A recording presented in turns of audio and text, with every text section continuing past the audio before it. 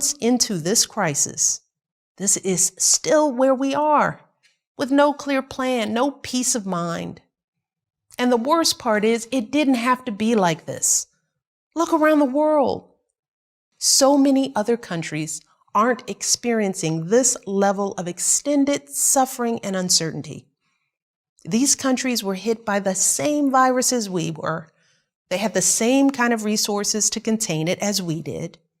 But what they didn't have to contend with was this president, a man who had every resource at his disposal, the finest medical experts, our best intelligence, and yet ignored all the advice and failed to produce a plan to provide enough tests for worried families or protective equipment for our healthcare workers. A man who knew how deadly this virus is, but who lied to us and told us it would just disappear. You should come to Chinatown. Precautions have been taken by our city. We know that there's a concern about tourism traveling all throughout the world, but we think it's very safe to be in Chinatown and hope that others will come. Who, in the greatest crisis of our lifetimes, doubled down on division and resentment, railed against measures that could have mitigated the damage. Or spreading misinformation is only going to hurt us and further advantage the spread of the disease. But neither should we panic or fall back on xenophobia. Labeling COVID-19 a foreign virus does not displace accountability for the misjudgments that have been taken thus far by the Trump administration. And continues to hold massive events without requiring masks or social distancing, knowingly exposing his own supporters to a dangerous virus. Today, more Americans have died from this virus than died in the wars in Iraq, Afghanistan, Vietnam, and Korea combined.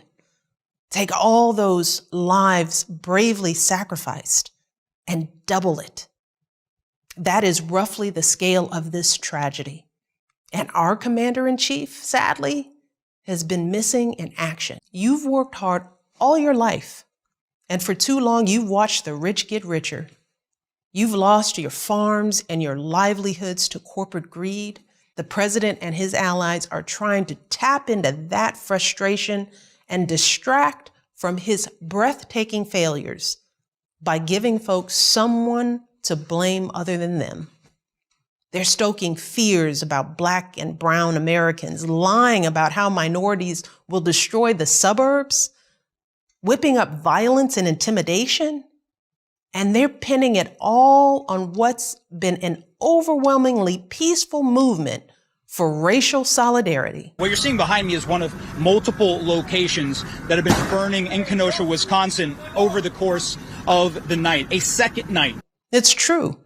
Research backs it up. Only a tiny fraction of demonstrations have had any violence at all.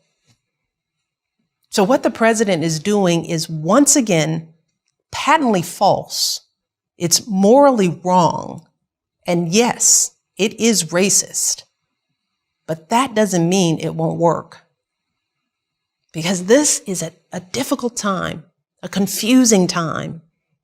And when people hear these lies and crazy conspiracies repeated over and over and over again, they don't know what to think.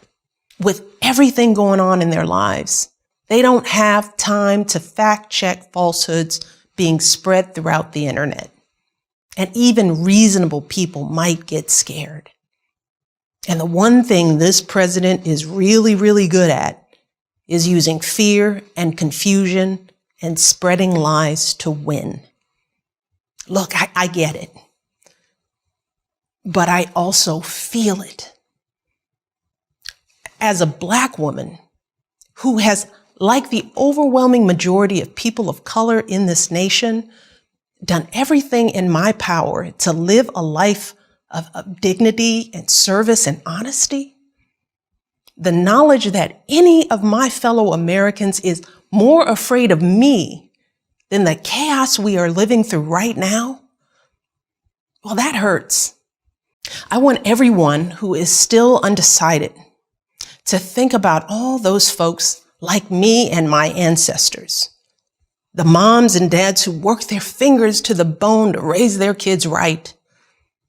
The teenagers who wear hoodies while working hard to get their diplomas. The millions of folks who look like me and fought and died and toiled as slaves and soldiers and laborers to help build this country. Put yourselves in our shoes for just a moment. Imagine how it feels to wake up every day and do your very best to uphold the values that this country claims to hold dear. Truth, honor, decency, only to have those efforts met by scorn, not just by your fellow citizens, but by a sitting president.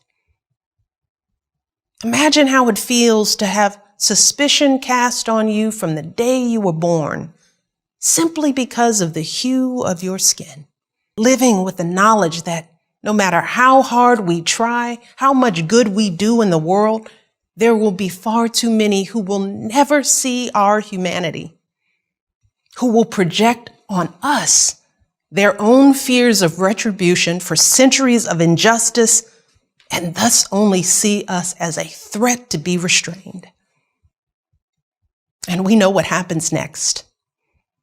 A racial slur from a passing car, a job promotion that never comes, a routine traffic stop gone wrong, maybe a knee to the neck. Racism, fear, division. These are powerful weapons, and they can destroy this nation if we don't deal with them head on. So I want to ask every single American, no matter what party you normally vote for, to please take a moment to pause. Click off the news. Think about how you felt over these last 4 years, how quickly things have turned. And then think about what the next 4 years could mean for our country's future.